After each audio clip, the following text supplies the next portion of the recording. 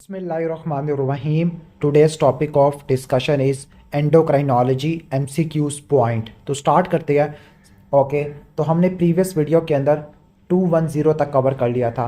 अगर T3 और T4 का लेवल कम है डैट मीन्स हाइपोथायरॉयडिज्म है और TSH का लेवल ज़्यादा है, this is called primary hypothyroidism. Primary hypothyroidism का मतलब है कि मसला थायरॉयड ग्लैंड के अंदर है। अब हम यहाँ पे पढ़ लेते हैं हाइपरथायरॉयडिज्म और हाइपोथायरॉयडिज्म, इसको कैसे डिफ्रेंशिएट करना है। एक बात याद रख लेना कि जो थायराइड हार्मोन होते हैं तीन फंक्शन को कंट्रोल करते हैं। नंबर 1 बेसल मेटाबॉलिक रेट को बढ़ाते हैं। नंबर 2 सिंपैथेटिक नर्वस सिस्टम की एक्टिविटी को बढ़ाते हैं यानी कैटेकोलामिन की सेंसिटिविटी को बढ़ा देते हैं। और तीसरा ग्रोथ और डेवलपमेंट को कंट्रोल करते हैं। अगर पेशेंट को हाइपरथायरॉयडिज्म होगा तो इसके अंदर एनर्जी की प्रोडक्शन और एनर्जी की रिक्वायरमेंट दोनों बढ़ जाती है। तो हाइपरथायरॉयडिज्म का मिमोनिक होता है स्वेटिंग, क्योंकि इसमें पसीना काफ़ी ज़्यादा आता होता है। क्यों आता है? क्योंकि thyroid hormone sodium potassium ATPase pump की सिंथेसिस को बढ़ा देते हैं। सोडियम पोटेशियम एटीपीएस पंप क्या करेगा? एनर्जी को यूज़ करेगा और इसको हीट में कन्वर्ट करा देगा। मिमोनिक है स्वेटिंग, एस से स्वेटिंग, डब्ल्यू से वेट लॉस होता है, ई से इमोशनल लाइक बंदा एंजाइटी, हाइपर एक्टिविटी, डिप्रेशन वगैरह ये देखने को मिलता है। एपिटाइट बढ़ जाती है लेकिन इसके बावजूद भी वेट लॉस होता है। ट्रेमर्स देखने को मिलते हैं, टकीकार्डिया देखने को मिलता होता है। क्लियर? आई से intolerance of heat, heat intolerance होती है। इरेगुलर मेंसेस होते हैं जिसको हम बोलते हैं ओलिगोमिनूरिया। इरिटेबिलिटी होती है या इरेगुलर आर कॉम्प्लेक्स जिसको बोलते हैं हम एट्रियल फिब्रिलेशन। एन से नर्वसनेस होती है, जी से गोइटर और जीआईटी प्रॉब्लम होती है लाइक डायरिया होता है। जबकि हाइपोथायरॉयडिज्म का मिमोनिक है मोम्स कंटिन्यूसली बोर्ड। एम से मोर, तो ये ज़्यादा कॉमन होता है फीमेल्स में, 30 to 40 ईयर्स वाली फीमेल में देखने को मिलता है। ओ से ओबेसिटी है। एम से मीनूरिजिया, मीनूरिजिया मतलब है हैवी मेंस्ट्रुअल ब्लीडिंग होती है। इसके अलावा एस से क्या होगा? स्किन और हेयर की ड्राइनेस देखने को मिलेगी, स्किन पफी होती है, जनरलाइज मिक्सोडीमा देखने को मिलता है। जीआईटी में कॉन्स्टिपेशन होती है। सीवीएस में ब्रेडिकार्डिया होता है, कोल्ड इंटॉलरेंस होता है, डायस्टोलिक हाइपरटेंशन होती है। हाइपरथायरॉयडिज्म में सिस्टोलिक हाइपरटेंशन होती है, एनर्जी लेवल गिर जाती है, डिप्रेशन होती है and delayed relaxation of reflexes.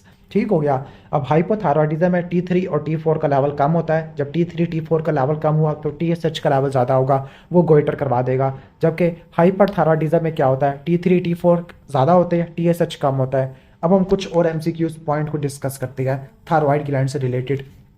Okay, एक 50 साल की हाउस वाइफ है। ओके, एक 50 साल की हाउस वाइफ है जिसको वेट गेन है। वेट गेन दो डिजीज में होता है, कॉर्टिसोल वाले में और हाइपोथायरॉयडिज्म में। फटीग है, deepening of her voice, voice की डीपनिंग हुई हुई है, स्किन ड्राई है, कॉन्स्टिपेशन है, कोल्ड इंटॉलरेंस है। ये सारा हाइपरथायरॉयडिज्म के फीचर बताए हुए हैं। अगला हाइपरथायरॉयडिज्म का सिनेरियो है मूड स्विंग, मसल की weakness, palpitation, tremor, tachycardia, excessive sweating hyperthyroidism में देखने को मिलती है। एक मोटी फीमेल है जो जिसको हमेशा सर्दी लगती रहती है, दैट मीन्स वेट गेन है, कोल्ड इंटॉलरेंस है। तो सबसे पहले आपने TSH का लेवल कराना होता है। TSH का लेवल क्या होगा? ज़्यादा होगा। एक फीमेल है जिसको वेट गेन है, फटीग है, पाल्पिटेशन, कोल्ड इंटॉलरेंस, एमेनोरिया। तो वंस अगेन डायग्नोस क्या है? हाइपोथायरॉयडिज्म। तो आपने TSH का लेवल कराना होता है। हाइपोथायरॉयडिज्म में क्या होगा? हाइपोथायरॉयडिज्म में कोलेस्ट्रॉल का लेवल आपको ज़्यादा देखने को मिलेगा। कोलेस्ट्रॉल ज़्यादा, गैग ज़्यादा, ADH ज़्यादा, और कहने का मतलब है ब्लीडिंग ज़्यादा, मेंस्ट्रुअल ब्लीडिंग ज़्यादा।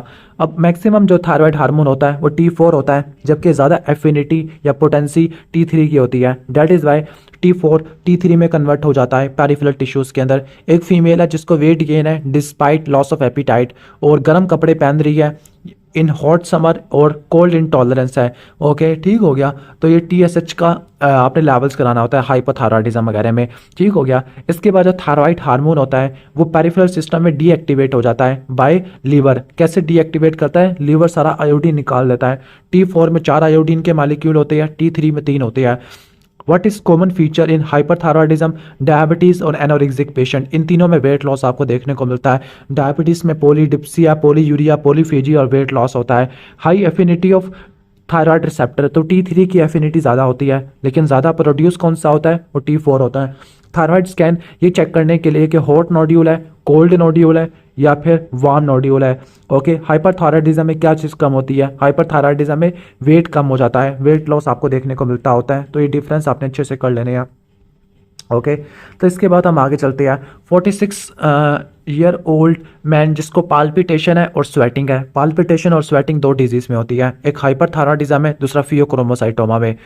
जब प्लाज्मा में टीएसएच का लेवल कराया तो वो कम था और वो बढ़ जाता था जब उसको टीआरएच देते थे, थायरोट्रोपिन रिलीजिंग हार्मोन देते थे। तो उसका डायग्नोस क्या होगा? इसका डायग्नोस होगा हाइपोथैलेमस में कोई एबनॉर्मेलिटी है। ठीक हो गया? ओके, यानी हाइपोथैलेमस टीआरएच प्रोड्यूस कर रहा है। ओके, टीआरएच से टीएसएच ज़्यादा हुआ, टीएसएच से ज़्यादा टी3 टी4 हुआ, वो उल्टा इसको इनहिबिट कर देता था। दैट इज़ वाई टीआरएच देने से जब टीएसएच बढ़ता है तो उसका मतलब है मसला टीआरएच के अंदर था। टीआरएच थायरोट्रोपिन रिलीजिंग हार्मोन है, हाइपोथैलेमस से प्रोड्यूस होता है। इसके बाद है 46 ईयर ओल्ड मैन जिसको पफी स्किन है और लिथार्जिक है, दैट मीन्स हाइपोथायरॉयडिज्म है। टीएसएच का लेवल कम हुआ हुआ है और ये बढ़ जाता है जब हम टीआरएच दे देते हैं। तो वन सेकेंड डायग्नोस क्या होगा? जब टीआरएच देने के बाद टीएसएच बढ़ जाता है तो आपने टर्शियरी लेवल पे जाना होता है। जो लिथार्जी और मिक्सोडीमा, ये हाइपोथायरॉयडिज्म के फीचर आपको देखने को मिलते हैं। अगर टीएसएच का लेवल कम है तो इसका क्या मतलब है? इसका मतलब है या तो मसला हाइपोथैलेमस में है या फिर मसला पिट्यूटरी के अंदर है। लेकिन पिट्यूटरी रिस्पॉन्ड कर रहा था टीएसएच को, दैट मीन्स पिट्यूटरी रिस्पॉन्स कर रहा था टीआरएच को, टीएसएच तो उसने प्रोड्यूस करना होता है। इन शॉर्ट, हाइपोथैलेमस और पिट्यूटरी इन दोनों को डिफरेंशिएट कराने के लिए आपने क्या करना होता है? टीआरएच टेस्ट करना होता है। जब आप टीआरएच थायरोट्रोपिन रिलीजिंग हार्मोन दोगे और वो टीएसएच को बढ़ा देगा या कम कर देगा, वैसे बढ़ाता ही है, तो इसका मतलब है मसला आपकी टर्शियरी लेवल पे है।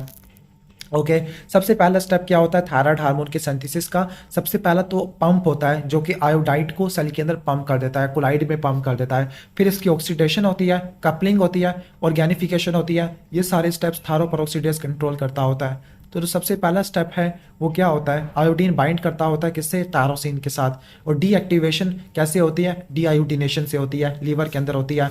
And the first step in the deactivation of TSH, अगर थायराइड हार्मोन की डीएक्टिवेशन करानी है तो डीआयोडीनेशन, अगर टीएसएच की करानी है तो डीमिथाइलेशन आ जाएगा।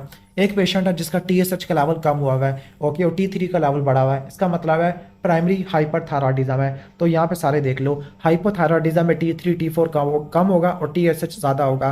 हाइपरथायरॉयडिज्म में टी3 टी4 ज़्यादा होगा, टीएसएच कम होगा। सब क्लिनिकल हाइपोथायरॉयडिज्म, इसमें टी3 टी4 नॉर्मल होगा, लेकिन चूंकि हाइपोथायरॉयडिज्म है तो टीएसएच का लेवल ज़्यादा होगा। एक है सिक यूथायरॉयड, सिक यूथायरॉयड में क्या होगा? टी3 कम होगा, टी4 नॉर्मल या ज़्यादा हो सकता है और टीएसएच क्या हो जाएगा? कम हो जाएगा। क्लियर? ठीक हो गया। इसके अलावा एक और इंपॉर्टेंट पॉइंट रट्टा मार लेना, अगर हिपैटिक फेलियर हो जाएगा, अगर लीवर फेल हो गया, सिरोसिस हो गया या नेफ्रोटिक सिंड्रोम है या स्टीरॉयड बंदा यूज़ कर रहा है, उसकी वजह से प्रोटीन की सिंथेसिस कम हो जाएगी। जब प्रोटीन कम होगी तो थायराइड बाइंडिंग ग्लोबुलिन कम हो जाएगा। जब थायराइड बाइंडिंग ग्लोबुलिन कम हो जाएगा तो जो बाउंड फॉर्म है थायराइड हार्मोन की वो कम हो जाएगी। जब बाउंड फॉर्म कम हो जाएगी तो टोटल हार्मोन का लेवल भी क्या हो जाएगा? कम हो जाएगा, लेकिन फ्री लेवल्स नॉर्मल रहेंगे। प्रेगनेंसी में थायराइड बाइंडिंग ग्लोबुलिन का लेवल बढ़ जाता है। क्यों? क्योंकि प्रेगनेंसी में ईस्ट्रोजन का लेवल ज़्यादा होता है। जब थायराइड बाइंडिंग ग्लोबुलिन का लेवल ज़्यादा होगा तो टोटल टी3 टी4 का लेवल ज़्यादा होगा, लेकिन जो फ्री लेवल्स हैं जो कि क्लिनिकली सिग्निफिकेंट होते हैं वो नॉर्मल होते हैं। और एक पेशेंट थायरोक्सिन पे है, क्या मॉनिटर करना है? टीएसएच। ठीक हो गया कि उसको रिस्पॉन्ड कर रहा है या नहीं कर रहा। थायरोक्सिन देने से टीएसएच कम हो जाएगा। प्राइमरी हाइपोथायरॉयडिज्म में टी3 टी4 कम, टीएसएच ज़्यादा। Best single test for hyperthyroidism तो टीएसएच का लेवल कराना होता है। Most active form of thyroid hormone वो कौन सी होती है? फ्री फॉर्म्स होती है, वो भी टी3 होता है। एक्टिव फॉर्म ऑफ थायराइड वो यानी जो एक्टिव फॉर्म होती है बायोलॉजिकली फ्री होती है। ठीक हो गया? जो बाउंड फॉर्म होती है वो एक्टिव नहीं होती। हार्मोन्स जो कि मेटाबॉलिज्म को कंट्रोल करते हैं वो यही फ्री थायराइड हार्मोन होते हैं। प्रेगनेंसी में क्या होता है? टी3 टी4 का जो टोटल लेवल है वो बढ़ जाते हैं। क्यों? क्योंकि थायराइड बाइंडिंग ग्लोबुलिन होती है। टी4 थायराइड बाइंडिंग ग्लोबुलिन के साथ बाइंड करती है। ओके, जो एक्टिव फॉर्म होता है वो अनबाउंड या फ्री फॉर्म होती है हार्मोन की। ओके, अब reverse T3 is more important than T3. ये किस में सबसे इंपॉर्टेंट होता है? फीटस में होता है। एक बात रट्टा मार लेना, जो टी4 होता है ना वो दो चीज़ों में कन्वर्ट होता है, टी3 में और रिवर्स टी3 में। जब टी4 ज़्यादा होता है तो वो रिवर्स टी3 में कन्वर्ट हो जाता है। जो रिवर्स टी3 है ये बायोलॉजिकली इनएक्टिव होता है, लेकिन जो टी3 होता है ये बायोलॉजिकली एक्टिव होता है। क्लियर? इसके बाद है रिवर्स टी3 फीटस में काफ़ी ज़्यादा देखने को मिलता होता है। क्लियर? ये प्रोटेक्टिव मैकेनिज्म होता है। हाइपरथायराइड पेशेंट है, ट्रीटमेंट ले रहा है, तो मॉनिटरिंग के लिए आप क्या कराओगे? टीएसएच के लेवल करा लोगे जो कि कम होने चाहिए। रेज टी3 और टी4 है और टीएसएच कम है, ये प्राइमरी हाइपरथायरॉयडिज्म में होता है। प्रोपेनोलोल करती क्या है, प्रोपेनोलोल क्या करती है, डीआयोडीनेज एंजाइम को इनहिबिट कर देती है। तो T4 T3 में कन्वर्ट नहीं होगा, बल्कि सारा T4 किस में कन्वर्ट हो जाएगा, रिवर्स T3 के अंदर, जो कि बायोलॉजिकली एक्टिव नहीं है। All active thyroid hormone, okay, यानी जो एक्टिव हार्मोन होते हैं फ्री T3 होता है। प्राइमरी हाइपोथायरॉयडिज्म ऑलरेडी डिस्क्राइब कर चुका हूँ, T3 T4 का लेवल कम होता है, TSH का लेवल ज़्यादा होता है। अब हम पढ़ लेते हैं कुछ इंपॉर्टेंट डिजीज। पहला है हाइपरथायरॉयडिज्म। हाइपरथायरॉयडिज्म में ग्रेव्स डिजीज है, थायराइड स्टोम है और सब एक्यूट ग्रैनुलोमेटस डी क्वेरवेन थायरॉइडाइटिस। सबसे पहला है Graves disease. Graves disease most common cause of hyperthyroidism या थायरोटॉक्सिकोसिस है। थायरोटॉक्सिकोसिस एक हाइपर मेटाबॉलिक स्टेट होती है जिसमें T3 और T4 के लेवल ज़्यादा होते हैं। अब ग्रेव्स डिजीज में जो एंटीबॉडी होती है वो TSH के रिसेप्टर पे जाके बाइंड करती है। This is type 2 hyper sensitive reaction. और एंटीबॉडी का नाम क्या है, थायराइड स्टिमुलेटिंग इम्यूनोग्लोबुलिन, जो करती क्या है, थायराइड ग्लैंड की इलाजमेंट करा देती होती है। क्लियर, ठीक हो गया। ग्रेव्स डिजीज के में 3 चीजें देखने को मिलती है, diffuse toxic goitre, pretibial myxoedema, exophthalmos, ophthalmopathy, lid lag, lid retraction. Okay इसके बाद थायराइड स्टॉर्म होती है। थायराइड स्टॉर्म हाइपरथायरॉयडिज्म की सीवियर लाइफ थ्रेटनिंग फॉर्म होती है। सपोज आपने हाइपरथायरॉयडिज्म वाले पेशेंट को सही से ठीक नहीं किया और इसमें इन्फेक्शन, स्ट्रेस, ट्रॉमा, सर्जरी आ गई, तो उसकी वजह से थायराइड हार्मोन सर्कुलेशन में रिलीज हो जाती है और वह थायराइड स्टॉर्म करा देती है। फॉर एग्जांपल पेशेंट को टकीकार्डिया होता है, एट्रियल फिब्रिलेशन होती है, फीवर होता है, डायरिया होता है, एजिटेशन होती है, टकीरिदमियास होती है। एट्रियल फिब्रिलेशन की वजह से डेथ हो जाती है। इसके बाद सब एक्यूट डी क्वेरवेन थायरॉइडाइटिस है, ठीक हो गया। तो ये वायरल इन्फेक्शन के बाद होता है, मम्स, मीजल्स, कॉक्सैकी वायरस के बाद होता है। और सबसे इंपॉर्टेंट चीज़ है पेनफुल गोइटर करवाता होता है और ये सेल्फ लिमिटिंग होता है। इसके बाद है हाइपोथायरॉयडिज्म। जो हाइपोथायरॉयडिज्म है ये जनरलाइज मिक्सोडीमा करवाता है। जो ग्रेव्स डिजीज था इसमें मिक्सोडीमा सिर्फ प्री टिबियल होता है, लेकिन हाइपोथायरॉयडिज्म में जो मिक्सोडीमा होता है वो जनरलाइज मिक्सोडीमा होता है। अगर ये बच्चों में हो तो क्रिटिनिज्म, बड़ों में हो तो मिक्सोडीमा होता है। And the most common cause of hypothyroidism is iodine deficiency. लेकिन आयोडीन सफिशिएंट एरियाज में most common cause of hypothyroidism is Hashimoto thyroiditis, ठीक हो गया। अब हाशिमोटो थायरॉइडाइटिस में 3 तरह की एंटीबॉडीज होती है, anti thyroperoxidase, anti microsomal, anti microglobulin, ठीक हो गया, एंटी थायरोग्लोबुलिन ऑलमोस्ट ये देखने को मिलती होती है। इसके बाद क्रिटिनिज्म है। क्रिटिनिज्म कॉन्जेनाइटल हाइपोथायरॉयडिज्म करवाता होता है। अब आपको बताया था जो थायराइड हार्मोन होते हैं ग्रोथ और डेवलपमेंट को कंट्रोल करते हैं। जब बच्चों में थायराइड हार्मोन की डेफिशिएंसी होगी तो क्रिटिनिज्म हो जाएगा, जिसमें 6 पी रट्टा मारनी है। नंबर 1 पुअर ब्रेन डेवलपमेंट, जिसमें मेंटल रिटार्डेशन हो जाएगी। नंबर 2 प्रोट्रूडिंग टंग होगी, मैक्रोग्लोशिया होगा। नंबर 3 प्रोट्रूडिंग एब्डोमन यानी अम्बलाइकल हर्निया देखने को मिलेगा। और पफी फेस एब्डोमन होगा, पफी फेस चाइल्ड होगा और पेल होगा। Other cause of hypothyroidism iodine की डेफिशिएंसी या गोइट्रोजन यूज़ कर रहे हैं जो कि इनहिबिट कर देते हैं T3 T4 की प्रोडक्शन को, लाइक इमिड्रियोन और लिथियम है। अब कुछ MCQs को डिस्कस करते हैं। एक पेशेंट है जिसको हाशिमोटो थायरॉइडाइटिस है, तो उसके ब्लड में 2 एंटीबॉडीज होती है, एंटी माइक्रोसोमल, एंटी थायरोग्लोबुलिन। इसके बाद है इन्वेस्टिगेशन फॉर हाशिमोटो थायरॉइडाइटिस, तो anti thyroglobulin, anti microsomal, anti thyroperoxidase antibody कराती है। Common cause of multinodular goitre क्या है, fluctuating increase in TSH, okay, ठीक हो गया। एक यंग फीमेल है जिसको गोइटर है, कोल्ड इंटॉलरेंस है, वेट गेन है, हाइपोथायरॉयडिज्म है, हाशिमोटो थायरॉइडाइटिस होता है। और इसमें antibody anti microsomal, anti thyroglobulin, anti thyroperoxidase है। फीटल ब्रेन ग्रोथ कौन सा हार्मोन कंट्रोल करता है, थायराइड हार्मोन कंट्रोल करता है। ऑटोइम्यून थायराइड डिजीज, जिसमें थायराइड स्टिमुलेटिंग इम्यूनोग्लोबुलिन होती है, वो ग्रेव्स डिजीज होता है। ऑफ्थेल्मोपैथी कौन से विटामिन की डेफिशिएंसी की वजह से होती है, ओके, विटामिन डी एसोसिएटेड होती है। वैसे पढ़ा नहीं है मैंने कभी इतना खास। ग्रेव्स डिजीज में विटामिन डी की डेफिशिएंसी होती है। वैसे जो आइज की प्रॉब्लम होती है विटामिन ए की वजह से ज़्यादा होती है। एग्जाम्पल ऑफ ऑटोइम्यून डिजीज जो कि सिंगल ऑर्गन को इन्वॉल्व कर रहा है, लाइक थायराइड को, तो वह हाशिमोटो आता है। हाइपोथायरॉयडिज्म में कोलेस्ट्रॉल, गैस, ADH और ब्लीडिंग, चारों चीज़ें ज़्यादा होती है। Common cause of congenital hypothyroidism, बच्चों में या तो थायराइड ग्लैंड बना नहीं या थायराइड ग्लैंड में डिसहार्मोनोजेनेसिस हो गई है। 13 साल का ओल्ड है, 13 साल का है, just like 9 year old, okay, यानी उसकी डेवलपमेंट नहीं हो पाई, that means congenital hypothyroidism, cretinism है। मेंटल रिटार्डेशन है, कोर्स ड्राई स्किन है, स्लगिश बॉडी एक्टिविटी है और बेबी है, तो ये क्रिटिनिज्म है। And the most common cause of cretinism is thyroid dysgenesis, बना नहीं सही से। एक मिड लाइन में मैस है, बायोप्सी कराई, नॉर्मल थायराइड है, ओके। तो नॉर्मल थायराइड में क्या हिस्टोलॉजिकल मिलती है, तो थायराइड में क्यूबाइडल फोलिकुलर सेल होते हैं, सिंपल क्यूबाइडल के होते हैं।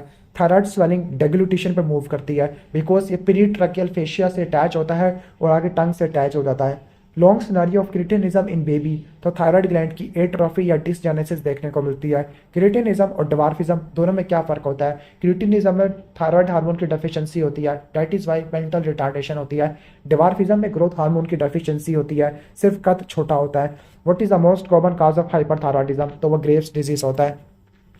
अ 40 ईयर ओल्ड नॉन पेशेंट है हाइपरथायरॉयडिज्म का, फीमेल है, मैं से नेक है, ओके नेक में एक मैस आ गया है, एफ से कराया तो लिम्फोसाइट मिल रही है, तो मोस्ट लाइकली डायग्नोस क्या होगा? हाइपरथायरॉयडिज्म है, लिम्फोसाइट है, जर्मिनल मैट्रिक्स है, हर्थले सेल है, तो ये हाशिमोटो में देखने को मिलती है। ब्रेन की डेवलपमेंट कौन सा हार्मोन कंट्रोल करता है? थायरोक्सिन कंट्रोल करता है। ओके 5 मंथ की प्रेग्नेंट लेडी है विद थायरोटॉक्सिकोसिस, 5वें महीने की है, रट्टा मार लेना। फर्स्ट ट्राइमेस्टर जो एंटी थायराइड ड्रग है यानी थायरोटॉक्सिकोसिस में क्या देनी है? एंटी थायराइड ड्रग देनी है जो थायरोपेरोक्सिडेज एंजाइम को इनहिबिट कर देती है। 2 ड्रग होती है, प्रोपालथायोरेसिल और मेथिमाजोल। फर्स्ट ट्राइमेस्टर में आपने प्रोपालथायोरेसिल इस्तेमाल करना है, मेथिमाजोल क्यों नहीं इस्तेमाल कर सकते? टीराटोजेनिक होती है, एप्लेजिया क्यूटिस करवाती है। लेकिन सेकंड और थर्ड में आपने क्या इस्तेमाल करना है? मेथिमाजोल। प्रोपालथायोरेसिल क्यों नहीं कर सकते? क्योंकि पैटोटॉक्सिक होती हैं। क्लियर? तो अगर 20 वीक्स पे है, 20 वीक्स का मतलब कौन सा ट्राइमेस्टर है? सेकंड है, तो मेथिमाजोल आएगा। जो प्रोपालथायोरेसिल होती है ये क्या करती है? थायरोपेरोक्सिडेज एंजाइम को इनहिबिट कर देती है। थायरोपेरोक्सिडेज ने 3 काम कराने हैं, ऑक्सीडेशन, ऑर्गेनिफिकेशन, कपलिंग, और उसके अलावा जो प्रोपालथायोरेसिल होती है डीआयोडीनेस एंजाइम को भी इनहिबिट कर देती है। तो जो प्रोपालथायोरेसिल होती है फर्स्ट ट्राइमेस्टर में ड्रग ऑफ चॉइस होती है। क्लियर? तो ऑलमोस्ट ये हो गया। सेकंड और थर्ड में हमेशा क्या आ जाएगा आपका? मेथिमाजोल आ जाएगा। प्रोपालथायोरेसिल का सेम मैकेनिज्म ऑफ एक्शन आ गया और मेथिमाजोल एप्लीजिया क्यूटिस करवाती है, जबकि प्रोपालथायोरेसिल हेपेटोटॉक्सिक होती है, ए प्लास्टिक एनीमिया करवाती है। प्रेगनेंसी में टोटल T3 और T4 का लेवल क्यों बढ़ता है? क्योंकि थायराइड बाइंडिंग ग्लोबुलिन होती है। ओके जबकि hepatic failure, steroid use, nephrotic syndrome, इसमें थायराइड बाइंडिंग ग्लोबुलिन कम होती है, जिसकी वजह से क्या होगा? टोटल थायराइड हार्मोन कम हो जाएगी, लेकिन फ्री वाले नॉर्मल रहते हैं। एक फीमेल है जिसकी पफी स्किन है, पफी स्किन का मतलब क्या है? हाइपोथायरॉयडिज्म है, हॉर्सनेस ऑफ वॉइस है, TSH कम है, लेकिन बेटर हो जाता है after TRH। Once again diagnose क्या होगा? टर्शरी हाइपोथायरॉयडिज्म वगैरह आ जाएगा। क्लियर? तो ऑलरेडी मैं सारा डिस्कस करा चुका हूँ। इसके बाद which of the following causes hypocalcaemic tetany? Tetany hypocalcaemia की वजह से होती है और इसका काज क्या होता है? हाइपोपैराथायरॉयडिज्म। और हाइपोपैराथायरॉयडिज्म का क्या काज हो सकता है कि आपने थायरॉयडेक्टमी की है और थायरॉयडेक्टमी में आपने पैराथायरॉयड ग्लैंड को भी निकाल दिया, जिसकी वजह से हाइपोकैल्सीमिया होगा। हाइपोकैल्सीमिया की वजह से टेटिनी होगी। टेटिनी में क्या होता है? Carpopedal spasm, chopstick sign, Trousseau sign ये देखने को मिलते होते हैं। तो हम पढ़ लेते हैं कैल्शियम। जो कैल्शियम मेटाबॉलिज्म है, कैल्शियम रेगुलेशन 2 हार्मोन से होती है, एक होती है आपका पैराथायरॉयड हार्मोन और दूसरा कैल्सिटोनिन होता है। पैराथायरॉयड हार्मोन ने ब्लड में कैल्शियम के लेवल को बढ़ा देना है, जबकि कैल्सिटोनिन ने क्या करना है? ब्लड में कैल्शियम को कम कर देना है। तो जो प्रोपालथायोरेसिल होता है ब्लड में कैल्शियम को बढ़ा देता है, फॉस्फेट को कम कर देता है, विटामिन डी को एक्टिव कर देता होता है। क्लियर? और प्रोपालथायोरेसिल करता क्या है? बोन की रिसॉर्प्शन कराता है, वहां से कैल्शियम और फॉस्फेट को निकालेगा। किडनी की रिऑब्जॉर्प्शन करता है, ओके लाइक ये रट्टा मारना, प्रोक्सिमल ट्यूब्यूल पे और डिस्टल कन्वोल्यूटरी ट्यूब्यूल पे जाके काम करता होता है। क्लियर? ठीक हो गया। ओके और नेट इफेक्ट क्या होगा? नेट इफेक्ट है कि इसने क्या करना है? कैल्शियम की रीअब्जॉर्प्शन को बढ़ाना है डिस्टल कन्वोल्यूटरी ट्यूब्यूल पे, और फॉस्फेट की रीअब्जॉर्प्शन को इनहिबिट करना है प्रॉक्सिमल कन्वोल्यूटरी ट्यूब्यूल पे। ओके तो PTH को हम क्या बोलते हैं? Phosphate trashing hormone, phosphate trashing hormone. Okay यानी फॉस्फेट को निकालने वाला। और इसके अलावा जो PTH होता है वो क्या करता है? वो विटामिन डी की एक्टिव फॉर्म को बना देता है। कैसे? किडनी में एक एंजाइम होता है 1 अल्फा हाइड्रोक्सिलेज, वो इसकी एक्टिविटी को बढ़ा देता है, और 1 अल्फा हाइड्रोक्सिलेज क्या करता है? विटामिन डी की एक्टिव फॉर्म बनाता है, जिसको कैल्सिट्रायोल कहते हैं। फिर जो कैल्सिट्रायोल होता है बोन की रिजॉर्प्शन करा देता है और कैल्शियम की इंटेस्टाइन से एब्जॉर्प्शन को बढ़ा देता होता है। तो ये विटामिन डी मेनली करता क्या है? कैल्शियम और फॉस्फेट दोनों को बढ़ा देता है, जबकि कैल्सिटोनिन क्या होता है? ये कैल्शियम को कम कर देता होता है। ओके ठीक हो गया। यानी बोन की रिजॉर्प्शन को इनहिबिट कर देता है। पैराफोलिकुलर सेल या सी सेल से प्रोड्यूस होता है, कैल्शियम को कम कर देता है। That is why this is the drug of choice for Paget disease. ठीक हो गया। ओके पेजेट डिजीज में हम इसको इस्तेमाल करते होते हैं। ओके तो फॉस्फेट और कैल्शियम दोनों के लेवल्स को मेंटेन कौन करता है? PTH करता है। कैल्शियम को कम कर कैल्शियम को ज़्यादा करता है, पीटीएच को कम करता है। Primary hyper parathyroidism is most common in post menopausal female. Post menopausal female में प्राइमरी हाइपर पैराथायराइडिज्म कॉमन होता है। वैसे primary hyper parathyroidism adenoma, hyperplasia इनकी वजह से देखने को मिलता होता है। ओके, पैराथायराइड हार्मोन का इनडायरेक्ट इफेक्ट क्या है? इंटेस्टाइन में कैल्शियम की अब्जॉर्प्शन को बढ़ाना। असल में जो होता है ना हमारा पैराथायराइड हार्मोन है, वो विटामिन डी को एक्टिवेट करता है, और विटामिन डी इंटेस्टाइन से कैल्शियम को एब्जॉर्ब करता है कैल बाइंडिंग के थ्रू। पीटीएच रीनल ट्यूब्यूल पे दो काम करता है, प्रोक्सिमल पे फॉस्फेट की रीअब्जॉर्प्शन को रोकेगा और कैल्शियम की अब्जॉर्प्शन को डिस्टल कन्वोल्यूटिव ट्यूब्यूल पे बढ़ा देगा। पैराथायराइड हार्मोन ने क्या करना है? कैल्शियम की रीअब्जॉर्प्शन को बढ़ा देना है डिस्टल कन्वोल्यूटिव ट्यूब्यूल से। हाइपर पैराथायराइडिज्म क्या करेगा? फॉस्फेट को कम कर देगा। क्लियर? एक 45 ईयर ओल्ड फीमेल है, fracture of neck of femur है, कैल्शियम का लेवल बढ़ा हुआ है। अब कैल्शियम का लेवल बढ़ा हुआ है, वो यानी सारी की सारी बोन की रिजॉर्प्शन करा दी है, तो ये हाइपर पैराथायराइडिज्म की वजह से होता है। कैल्सिटोनिन पेजेट डिजीज में इस्तेमाल करते हैं। ओके, ठीक हो गया। और कैल्सिटोनिन कभी भी थायरोटॉक्सिकोसिस में इस्तेमाल नहीं करना। एक यंग लीन बॉय है जिसका रेडियस फ्रैक्चर हो चुका है, develop tetani on taking blood pressure, यानी जब ब्लड प्रेशर ले रहे होते हैं उसका कफ इन्फ्लेट करोगे, और कार्पोपेडल स्पाज्म होता है, इसको बोलते हैं ट्रोजियोसाइन, और कैल्शियम का लेवल कम है, और यूरिन का कैल्शियम देखो 15 मिलीग्राम पर डेसी है। तो व्हाट इज द कॉज? तो कॉज क्या है? विटामिन डी की डेफिशिएंसी है। ठीक हो गया। ओके, अभी बात रट्टा मार लेना कि जो यूरिन में कैल्शियम कितना आता है, 100 से लेकर 300 मिलीग्राम आता होता है। ठीक हो गया। यानी आप ऐसी डाइट जिसमें कैल्शियम नहीं है, ओके, तो उससे क्या होगा? वो यूरिन में 50 से लेकर 150 कैल्शियम निकाल देगी यूरिन में। वो मेन जो पर्पज़ है सिनेरियो का वो ये है कि इसमें विटामिन डी की डेफिशिएंसी हुआ है, रिकेट्स हुआ है, हाइपोकैल्सीमिया हो गया और रेडियस का फ्रैक्चर हुआ। एक फीमेल है जिसकी थायराइडेक्टमी हुई है। थायराइडेक्टमी के बाद पैराथायराइड ग्लैंड को भी अगर गलती से निकाल लिया तो हाइपोपैराथायराइडिज्म हो जाएगा और पैरास्थीसिया और स्पैज्म होना शुरू हो गया। डायग्नोस किया है हाइपोकैल्सीमिक टेटिनी हो गया। और हाइपोकैल्सीमिक टेटिनी क्यों होती है? हाइपोपैराथायराइडिज्म की वजह से। ठीक हो गया। तो मेन फीचर क्या है? Hypocalcaemia caused by hypoparathyroidism. इसके बाद specific function of vitamin D. Vitamin D का क्या फंक्शन होता है? कैल्शियम की एब्जॉर्प्शन को बढ़ाना, किडनी से इंटेस्टाइन से कैल्शियम की एब्जॉर्प्शन को बढ़ाना। Correct sequence for vitamin D activation, सबसे पहले लीवर में एक एंजाइम होगा 25 हाइड्रोक्सिलेज, फिर आएगा आपका किडनी में एंजाइम होगा 1 अल्फा हाइड्रोक्सिलेज। इसके बाद है cause of vitamin D resistant rickets, तो वह फैनकोनी सिंड्रोम होता है। फैनकोनी सिंड्रोम में क्या होगा? प्रोक्सिमल कन्वोल्यूटिव ट्यूब्यूल फॉस्फेट को रीअब्सॉर्ब नहीं करेगी, जिसकी वजह से हाइपोफॉस्फेटीमिया होगा। जब हाइपोफॉस्फेटीमिया होगा तो विटामिन डी रेजिस्टेंट रिकेट्स हो जाएगा, मतलब जितना मर्जी विटामिन डी दे दो, फॉस्फेट है नहीं तो बोन ने भी नहीं बनना। ठीक हो गया। इसके बाद 65 ईयर ओल्ड वुमेन है, जीपी से रेफर्ड हुआ है following a routine blood test, जिसमें क्या मिला? कैल्शियम का लेवल काफ़ी ज़्यादा है। जब कैल्शियम ज़्यादा होता है, ओके, उसके बाद क्या हुआ? शी कॉन्स्टिपेटेड होगी, ओके, और जो सीरम पैराथायराइड हार्मोन का लेवल है वो काफ़ी ज़्यादा बढ़ा हुआ है। इन शॉर्ट हाइपर कैल्सीमिया है और पैराथायराइड हार्मोन का लेवल बढ़ा हुआ है, तो ये प्राइमरी हाइपर पैराथायराइडिज्म होता है। Supply of blood to the parathyroid, तो पैराथायराइड के पास कैसे आर्टीरियल सप्लाई आती है? सुपीरियर और इन्फीरियर थायराइड आर्टरी, ये सेम थायराइड ग्लैंड को भी सप्लाई करती है। एक क्रॉनिक सीकेडी वाला पेशेंट है, सीकेडी वाले पेशेंट में विटामिन डी की डेफिशिएंसी होती है, हाइपरफॉस्फेटीमिया होता है। इन दोनों की वजह से पीटीएच का लेवल ज़्यादा होगा, यानी सेकेंडरी हाइपर पैराथायराइडिज्म आपको देखने को मिलेगा। मेटास्टैटिक कैल्सिफिकेशन किडनी में है। मेटास्टैटिक कैल्सिफिकेशन का मतलब है ब्लड में कैल्शियम ज़्यादा होगा, वो किडनी में डिपॉजिट हो गया, तो ये हाइपर पैराथायराइडिज्म में आ गया। क्लियर? ठीक हो गया। इसके बाद है कि जो सुपीरियर पैराथायराइड ग्लैंड है is in relation with the inferior thyroid artery और रिकरल लारिंजल, ये क्या? ओके, ग्लैंड इज ये थोड़ा अजीब नहीं लिखा हुआ, gland is posterior to the recurrent laryngeal nerve. अच्छे रिलेशनशिप बताए हुए हैं कि जो सुपीरियर पैराथायराइड ग्लैंड है वो रिकरल लारिंजल नर्व के पीछे पड़ा हुआ है और इन्फीरियर थायराइड आर्टरी के ऊपर पड़ा हुआ है।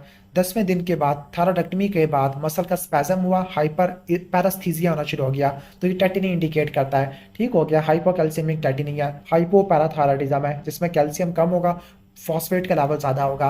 PTH is not affected by which of the following, वो ऑस्टियोपोरोसिस होता है। ऑस्टियोपोरोसिस में कैल्शियम नॉर्मल होता है, vitamin calcium phosphate vitamin D ये सारी चीज़ें नॉर्मल पड़ी हुई होती है। लेवल्स ऑफ कैल्शियम और फॉस्फेट मेनली पीटीएच कंट्रोल करता होता है। इसके बाद अगर सीरम कैल्शियम ज़्यादा है, फॉस्फेट कम है, पीटीएच ज़्यादा है, यूरिन में कैल्शियम ज़्यादा है, माइक्रोहीमाचूरिया है, तो ये प्राइमरी हाइपर पैराथायराइडिज्म में होता है। अब जो कैल्शियम ट्रायोल होता है इसकी प्रोडक्शन कौन कंट्रोल करता है? पीटीएच कंट्रोल करता है। अगर कैल्शियम का लेवल ज़्यादा है, पीटीएच का लेवल भी ज़्यादा है, फॉस्फेट का लेवल कम है, तो once again primary hyper parathyroidism है। थायरॉयडेक्टमी की है तो हाइपोपैराथायरॉयडिज्म होगा, जिसमें paraesthesia, muscle spasm, tetany, carpopedal spasm, chopstick sign, Trousseau sign देखने को मिलती है। प्री प्रो हार्मोन ये पीटीएच में देखने को मिलता है। प्री प्रो इंसुलिन मतलब प्री प्रो हार्मोन पीटीएच होता है और इंसुलिन होती है। क्लियर? तो उम्मीद है कि आपको समझ आ गया होगा। इसके बाद स्टोन्स, मोन्स, बोन्स, ग्रोन्स ये हमने डिस्कस करने हैं। Okay, clear? तो स्टार्ट करते हैं। एक सिनेरियो था जिसमें पैराथायराइड का लेवल ज़्यादा था, पीटीएच का लेवल ज़्यादा था, लेकिन कैल्शियम कम था। रट्टा मार लो, अगर पीटीएच ज़्यादा होता है और कैल्शियम भी ज़्यादा होता है तो ये प्राइमरी या टर्शरी हाइपर पैराथायराइडिज्म है। लेकिन अगर पीटीएच ज़्यादा है और कैल्शियम कम है तो ये सेकेंडरी हाइपर पैराथायराइडिज्म है। मोस्ट कॉमन काज क्या होगा? ओके, सीकेडी होगा। तो यहाँ पर हाइपर पैराथायराइडिज्म की टाइप्स को डिस्कस करते हैं, प्राइमरी, सेकेंडरी और टर्शरी। प्राइमरी का जो मोस्ट कॉमन काज होता है वो ग्लैंड के अंदर मसला होता है, तो मोस्ट कॉमन काज इस पैराथायराइड एडिनोमा या कैंसर की वजह से हो सकता है। अब पीटीएच, एडिनोमा ने पीटीएच प्रोड्यूस करना है, पीटीएच क्या करेगा? ओके, कैल्शियम की लेवल्स को बढ़ा देगा, फॉस्फेट को कम कर देगा, फॉस्फेट की रीअब्जॉर्प्शन को क्या कर देगा? कम कर देगा। ओके, ठीक हो गया। और इसमें हाइपर कैल्सीमिया देखने को मिलता है। जिस पेशेंट में हाइपर कैल्सीमिया होता है इसमें निमोनिक रट्टा मार लो, painful bones, renal stones, abdominal groans, psychiatric moans. Painful bones क्यों होगी? ओके, बोन की डिसॉर्प्शन होती है, फ्रैक्चर होगा, ऑस्टियोपोरोसिस होगी, ओस्टाइटिस fibrosa cystica, brown cystic space जिसमें ओस्टियोक्लास्ट भरे हुए होंगे। इसके बाद रीनल स्टोन वो क्यों होगा? कैल्शियम ज़्यादा होगा तो कैल्शियम के स्टोन बनेंगे। एब्डोमिनल ग्रोन्स, कैल्शियम क्या करेगा? मोटिलिटी को इनहिबिट कर देगा। कॉन्स्टिपेशन होती है ड्यू टू इंक्रीज कैल्शियम। और साइकेट्रिक मॉन्स होती है, डिप्रेशन वगैरह। ओके, ठीक हो गया, ऑलमोस्ट ये आ जाएगा। क्लियर? इसके बाद हम नेक्स्ट आते हैं सेकेंडरी हाइपर पैराथायराइडिज्म। ये विटामिन डी डेफिशिएंसी और सीकेडी में देखने को मिलता है। इसमें क्या होगा? पीटीएच का लेवल ज़्यादा होगा, फॉस्फेट का लेवल भी ज़्यादा होगा, कैल्शियम कम होगा, और ये रीनल ऑस्टियोडिस्ट्रोफी करा देगा, यानी किडनी के फारिग होने की वजह से हड्डियां भी फारिग होगी। ओके, टर्शरी में क्या होता है? अगर किसी को प्रोलॉन्ग सीकेडी था तो उसकी वजह से रिफ्रैक्टरी हाइपर पैराथायराइडिज्म है। मतलब ये जो हाइपर पैराथायराइडिज्म है ना, ये कंट्रोल ही नहीं होता अपने आप से, ऑटोनोमस होता है। ये प्रोलॉन्ग सेकेंडरी हाइपर पैराथायराइडिज्म की वजह से होता है, प्रोलॉन्ग सीकेडी की वजह से होता है, और इसमें तीनों चीज़ें ऊपर की तरफ होती है। अब सीकेडी वाला पेशेंट है, मर गया है, सीकेडी वाले पेशेंट में सेकेंडरी हाइपर पैराथायराइडिज्म होता है, तो इसमें पीट जो पैराथायराइड ग्लैंड है उसकी हाइपरट्रॉफी होगी। एक पेशेंट जिसको नेक का मैस था, सर्जरी की है, तो उसको हाइपोकैल्सीमिया, हाइपरफॉस्फेटीमिया और पीटीएच के इंजेक्शन देने के बाद यूरिन में साइक्लिक एएमपी बढ़ा है, तो उसका मतलब क्या है? Post surgical hypoparathyroidism. Okay, phosphate और कैल्शियम के लेवल को कंट्रोल कौन करता है? पैराथायराइड हार्मोन कंट्रोल करता है। पीटीएच हार्मोन का क्या एक्शन होता है? पीटीएच ने साइक्लिक एएमपी के जरिए काम करना होता है, दैट इज वाई यूरिन में साइक्लिक एएमपी का लेवल ज़्यादा होगा अगर पीटीएच ज़्यादा काम करेगा। रीनल फेल्योर वाला पेशेंट है विद लंबर पेन, यानी रीनल ऑस्टियोडिस्ट्रॉफी हो गई है, कैल्शियम 13 है, पंच आउट लियर है, नहीं ऑस्टियोडिस्ट्रॉफी नहीं है, हाइपर पैराथायराइडिज्म है क्योंकि कैल्शियम तो बढ़ा हुआ है। 58 ईयर ओल्ड डायबिटिक पेशेंट है, बोन पेन हो रहा है हैंड्स में। जब एग्जामिनेशन किया तो कोई एब्नॉर्मेलिटी नहीं मिली, लेकिन लैब्स में कैल्शियम कम हुई हुई है, फॉस्फेट बढ़ा हुआ है, किडनी भी फारिग हो गई है क्योंकि क्रिएटिनिन भी बढ़ा हुआ है। ओके, तो डायग्नोस किया है secondary hyperparathyroidism. Okay, due to renal failure और पीटीएच, आई थिंक सेकेंडरी होना चाहिए यहाँ पर।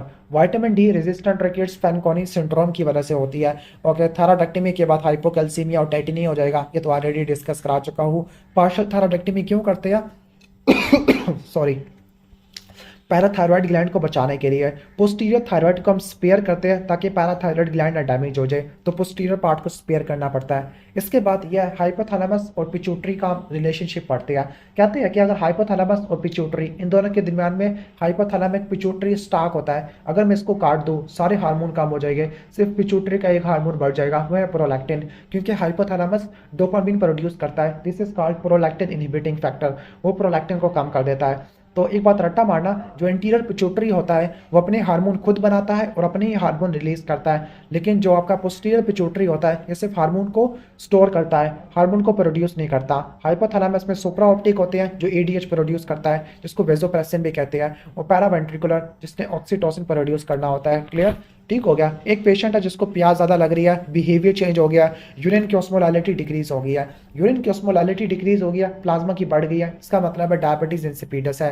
क्लियर? यानी लीजन आपके हाइपोथैलेमस में है, एडीएच प्रोड्यूस नहीं हो पा रहा। Clear. Which hypophyseal structure receive signal from hypothalamus via portal vein. ठीक हो गया। पोर्टल वेन का जो कनेक्शन होता है वो एंटीरियर पिट्यूटरी और हाइपोथैलेमस के दरमियान में होता है, जबकि पोस्टीरियर पिट्यूटरी और हाइपोथैलेमस का रिलेशनशिप है वो पिट्यूटरी स्टाक के जरिए होता है। यानी अगर नर्व फाइबर दोनों को जोड़ रहा तो वो न्यूरो हाइपोफिसिस है, अगर पोर्टल वेन जोड़ रही है तो वह डीनो हाइपोफिसिस होता है। और न्यूरो हाइपोफिजियल हार्मोन दो होते हैं, एडीएच और ऑक्सीटोसिन। पोस्टीरियर पिट्यूटरी का कौन सा हार्मोन जो लेबर में पार्टिसिपेट करता है वो ऑक्सीटोसिन होता है, लेबर को बढ़ाता है और पीपीएच को कहने का मतलब पीपीएच को रोक देता है, यानी यूट्राइन कॉन्ट्रैक्शन को बढ़ा देता है ये।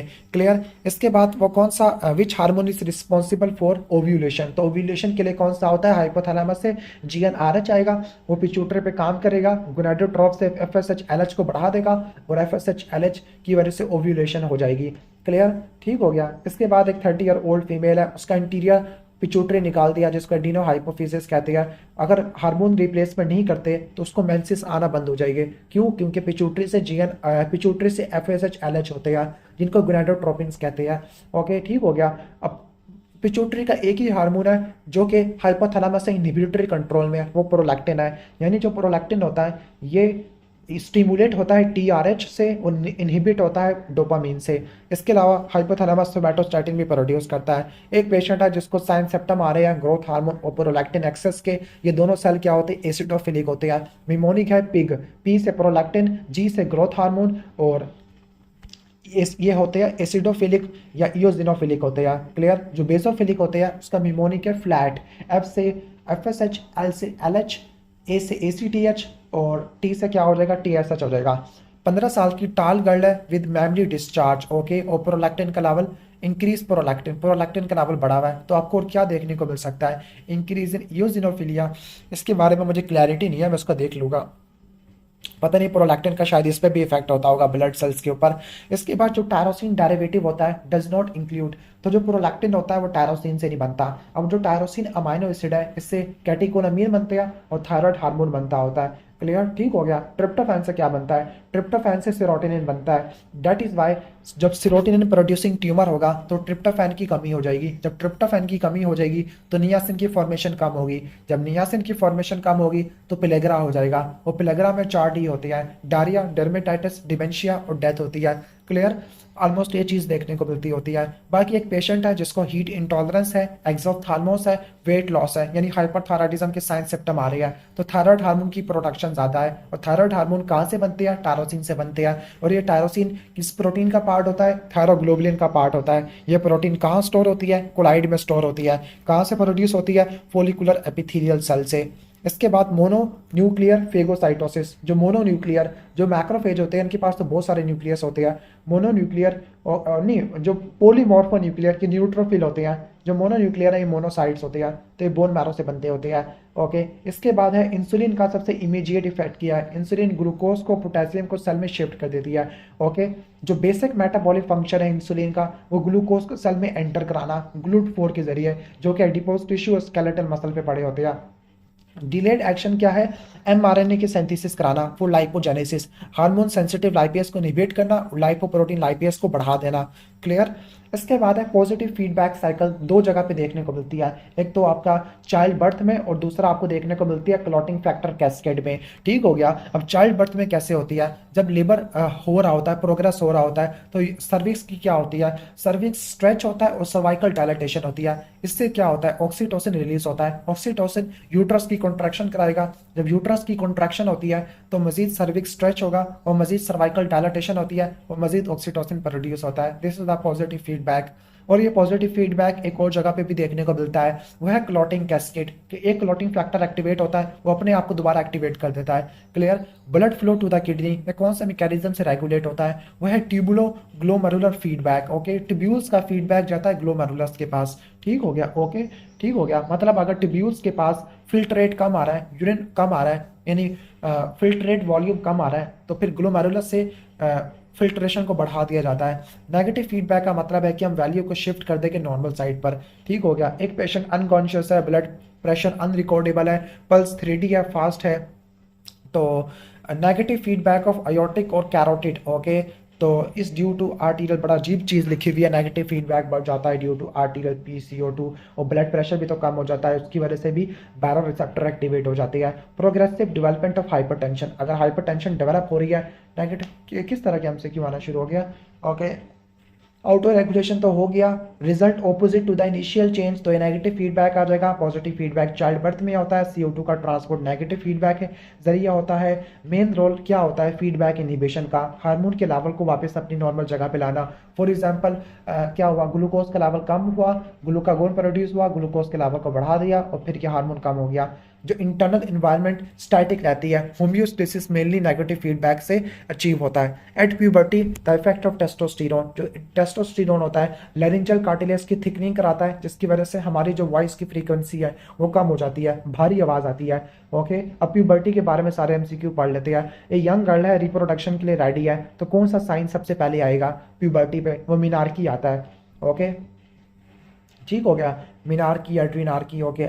लेट साइन ऑफ, सॉरी ये लास्ट स्टेज है, बल्कि लास्ट स्टेज बताइए तो नहीं। सबसे पहला जो साइन है प्यूबर्टी का वो ब्रेस्ट की बडिंग होती है, थिलार्की होती है, और लास्ट में मिनार्की होती है, ओके। थिलार्की वगैरह आता है, क्लियर। तो फर्स्ट साइन क्या है थिलार्की, और लेटर स्टेज क्या है, पहला थिलार्की होता है, फिर एड्रीनार्की होता है, फिर मिनार्की देखने को मिलता है। प्यूबर्टी कौन से हार्मोन की वजह से होती है, गोनाडोट्रोपिन GnRH की वजह से होती है। रोल ऑफ टेस्टोस्टेरोन, टेस्टोस्टेरोन का मेन फंक्शन क्या है, लैरिंजियल कार्टिलेज की थिकनिंग कराना और वॉइस को डीप करना। तीन ट्यूमर क्या करते हैं, ऑप्टिक क्यास्मा को कंप्रेस करते हैं, जिसकी वजह से बाइटेम्पोरल हेमिनोपिया होगा, craniopharyngioma, growth hormone adenoma, prolactinoma, और एक प्रीकॉशियस प्यूबर्टी भी हो सकती है, okay. Puberty is caused due to increase production of gonadotropin. इसके बाद आ जाते हैं number of mature sperms in 1 ml of semen. तो 1 ml ऑफ सीमन में कितने स्पर्म्स होते हैं, 100 मिलियन स्पर्म्स होते हैं। अब इसके बारे में पढ़ लेते हैं। नॉर्मल स्पर्म की वेलोसिटी 1 से लेकर 4 मिलीमीटर होती है। जो एक इजैकुलेट होता है उसका वॉल्यूम कितना होता है, 3.5 ml होता है। Total number of sperm 1 ml में कितने होते हैं, वो 100 मिलियन होते हैं। तो 3.5 में कितने हो गए, 100 से 3.5 को 100 से मल्टीप्लाई कर दो, 400 मिलियन हो जाएंगे। Total number of sperm fertility के लिए कितना चाहिए, मिनिमम आपको 20 मिलियन चाहिए। फुल रीजनरेशन ऑफ स्पर्म्स को, यानी स्पर्म्स को रीजनरेट होने में 64 डेज लगते होते हैं। मेल जेनिटल डक्ट के अंदर स्पर्म्स सेवरल वीक्स तक सर्वाइव कर जाते हैं, जबकि फीमेल के अंदर 24 to 72 आवर्स तक रहते हैं। यानी ये 24 से लेकर 72 आवर्स तक इनका लाइफ होती है, और एक्टिव ये 1 से लेकर 2 दिन तक रहते हैं। इसके बाद रीनल थ्रेशोल्ड ऑफ ग्लूकोज कितना होता है, 200 मिलीग्राम होता है, ठीक हो गया, ओके। BRS 250 कहती होती है, ठीक हो गया। तो 200 आप प्रेफर कर लो फर्स्ट एड के मुताबिक, ओके। मतलब इससे ज़्यादा ग्लूकोज आ गया तो एब्जॉर्ब नहीं होगा। इन स्पर्मियोजेनेसिस जो एक्रोसोम का रिएक्शन होता है वो किससे ट्रिगर होता है, एक्रोसोमल रिएक्शन लाइसोसोमल से होता है, ठीक हो गया। यानी एक्रोसोम बनेगा कहाँ से, गोल्जी अपरेटस से, और रिएक्शन किससे होगा, लाइसोसोम से होगा। जो एक्रोसोम गोल्जी अपरेटस से बनता है, स्पर्म्स के पास बाई डायरेक्शनल मूवमेंट होती है, क्लियर। जो स्पर्म्स एपिडिडिमस में होते हैं उनके पास डायरेक्शनल मूवमेंट होती है। एक्रोसोम में हाइलोयूरिनिडेज एंजाइम होता है, प्रोटीओलिटिक एंजाइम होता है, ओके।